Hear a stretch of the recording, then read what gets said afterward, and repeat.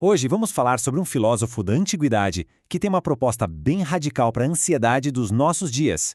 Cestos empíricos e a arte de encontrar paz, acredite se quiser, na dúvida. Para a gente começar, uma pergunta bem direta. Sabe aquelas convicções mais fortes? Aquelas coisas que defendemos com unhas e dentes? Elas já trouxeram estresse, angústia, porque, convenhamos, essa busca sem fim por estar certo o tempo todo, cansa, né? Pois é, para os céticos da antiguidade, a resposta para essa pergunta era um sonoro sim. Para eles, o problema não era a falta de conhecimento. A verdadeira raiz do sofrimento mental era a certeza. Essa necessidade que a gente tem de se agarrar a verdades absolutas é o que realmente tira a nossa paz. Então, vamos entender isso melhor. O primeiro ponto é justamente esse, a inquietação que vem da certeza. E o nosso guia nessa jornada é um cara chamado Sextus Empíricos, que viveu lá pelos séculos 2 e 3 depois de Cristo. E o mais interessante é que ele não era só filósofo, não, ele era médico. E isso é fundamental para entender o pensamento dele, porque a filosofia dele se baseava na observação do que acontece, não em grandes teorias. Ok, então se o problema é a certeza, qual é a solução? Bom, a filosofia dele tinha um objetivo bem prático: mostrar um caminho bem radical, para alcançar a paz de espírito. E essa paz tem um nome: ataraxia.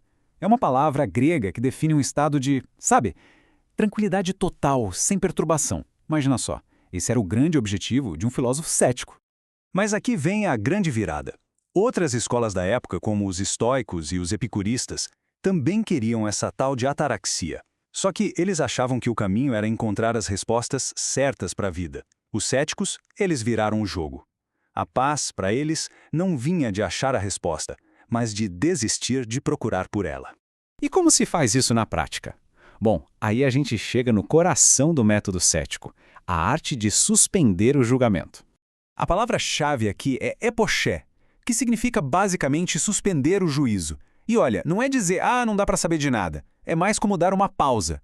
O cético olha para um debate e pensa, tem um argumento ótimo aqui, mas tem outro do outro lado que também é ótimo. E aí, em vez de se desesperar para escolher um, ele simplesmente suspende a decisão.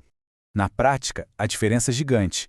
Um dogmático bate no peito e diz, isto é verdade. O cético, por outro lado, fala, bom, para mim, parece ser assim. Percebe a mudança? Ele não está falando da realidade lá fora, mas da percepção dele. E se a coisa fica complicada?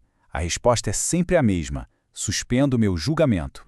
O caminho para chegar nessa tranquilidade é muito interessante. Tudo começa com uma busca sincera pela verdade. Só que, no meio da investigação, a pessoa topa com o quê? Argumentos que se contradizem, mas que são igualmente bons. A conclusão natural, então, é suspender o juízo, a epoché. E aí, quase que por consequência, a tranquilidade, a ataraxia, aparece. Tá, mas como a gente faz para suspender o julgamento de forma consistente? Bom, os Cestos Empíricos deixou pra gente uma verdadeira caixa de ferramentas para isso. Para começar, ele desenhou o mapa da filosofia da época. De um lado, os dogmáticos, a galera do achamos a verdade. Do outro, os acadêmicos, que diziam, gente, não dá para achar verdade não. E aí no meio estavam os céticos, com uma postura completamente diferente. Olha, a gente continua investigando. E para ajudar nessa investigação, eles criaram os modos. Pensa neles como um conjunto de argumentos, umas cartas na manga, com um único objetivo: mostrar que o jeito como a gente vê o mundo é relativo e que aquela certeza absoluta que a gente tanto busca talvez seja bem difícil de achar. Um exemplo clássico são os 5 modos de Agripa. Primeiro, a discordância. Sobre qualquer assunto, sempre vai ter gente discordando. Segundo, o regresso infinito. Toda prova precisa de outra prova que precisa de outra, e isso não acaba nunca. Terceiro, a relatividade. As coisas parecem diferentes para pessoas diferentes. Quarto, a hipótese. Muitas vezes a gente só assume que algo é verdade sem provar. E por último, a circularidade, quando você usa a própria conclusão para provar seu argumento. Um arsenal bem poderoso, né? Aí vem a pergunta de $1 milhão, né? Ok, mas como é que se vive sem ter certezas? A gente fica paralisado? A resposta dos Sextos Empíricos para isso é super prática. Ele diz que o cético não fica parado, não. Ele se guia por 4 coisas no dia a dia, se baseando no que as coisas parecem ser. Primeiro, ele segue a natureza. Sentiu fome? Come. Segundo, ele aceita os próprios sentimentos. Terceiro, ele respeita os costumes e as leis de onde vive. E por último, ele aprende e pratica profissões e habilidades.